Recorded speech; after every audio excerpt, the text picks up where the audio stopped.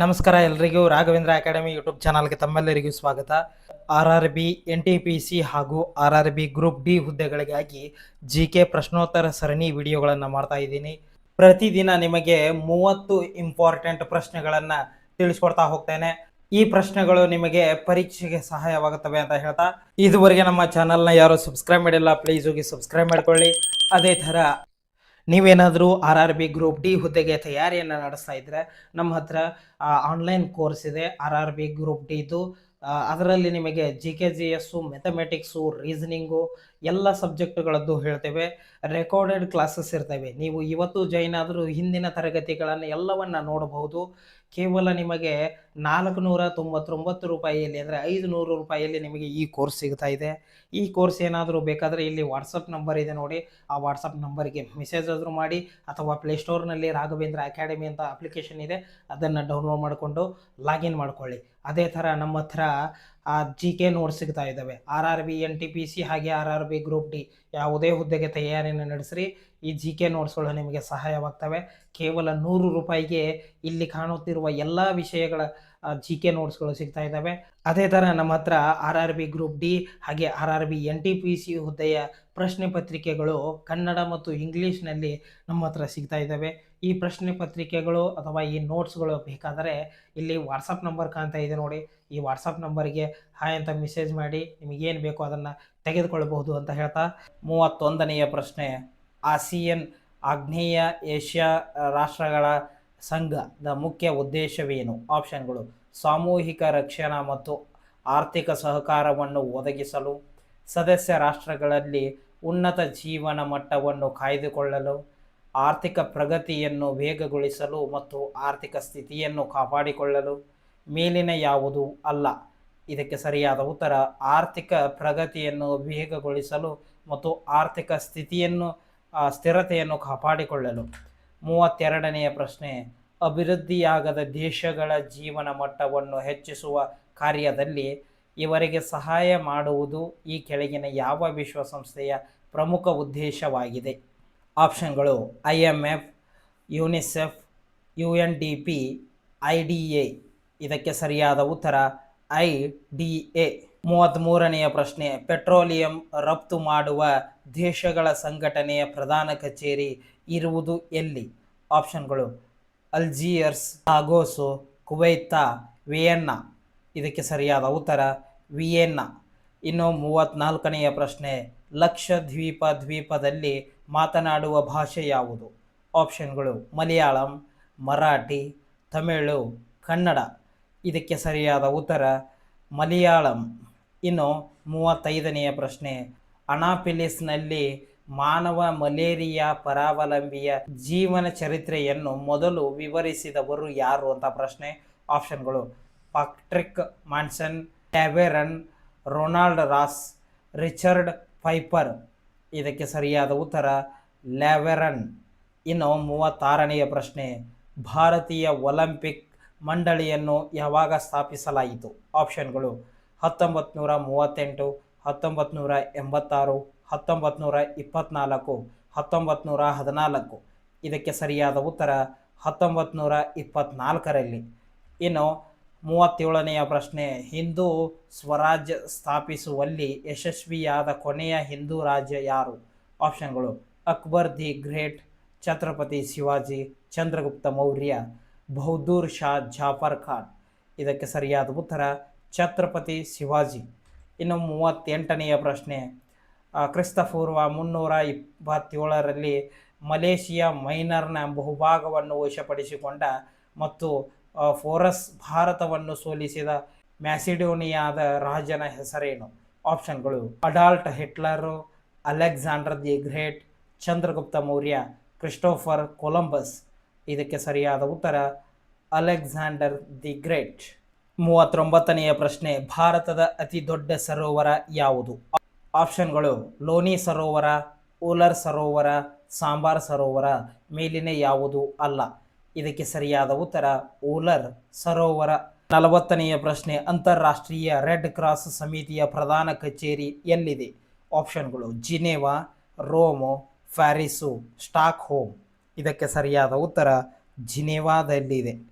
41ನೆಯ ಪ್ರಶ್ನೆ, ರಾಜಸ್ಥಾನದ ಪ್ರಮುಖ ಕೈಗಾರಿಕೆಗಳು ಯಾವುವು? ಆಪ್ಷನ್ಗಳು: ಜವಳಿ ಮತ್ತು ಉಣ್ಣೆ, ಸಕ್ಕರೆ ಮತ್ತು ಸಿಮೆಂಟ್, ಗಾಜು ಮತ್ತು ಸತು ಕರಗಿಸುವ ಯಂತ್ರಗಳು, ಮೇಲಿನ ಎಲ್ಲವು. ಇದಕ್ಕೆ ಸರಿಯಾದ ಉತ್ತರ ಮೇಲಿನ ಎಲ್ಲವು. ಇನ್ನು 42ನೆಯ ಪ್ರಶ್ನೆ, ಭಾರತೀಯ ಪರ್ವತಾರೋಹಣ ಪ್ರತಿಷ್ಠಾನದ ಪ್ರಧಾನ ಕಚೇರಿ ಇರುವುದು ಎಲ್ಲಿ? ಆಪ್ಷನ್ಗಳು: ಕಲ್ಕತ್ತಾ, ಡಾರ್ಜಿಲಿಂಗ್, ಮುಂಬೈ, ನವದೆಹಲಿ. ಇದಕ್ಕೆ ಸರಿಯಾದ ಉತ್ತರ ನವದೆಹಲಿ.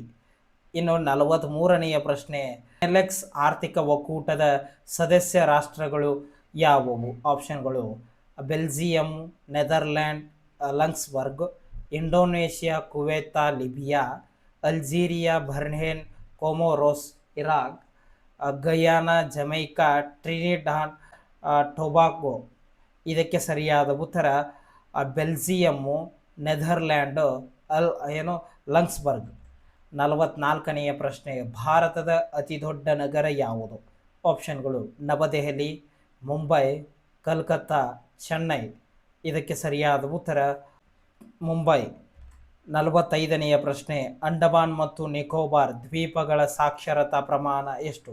ಆಪ್ಷನ್ಗಳು: 86.63, 80.76, 79.23, 78.11.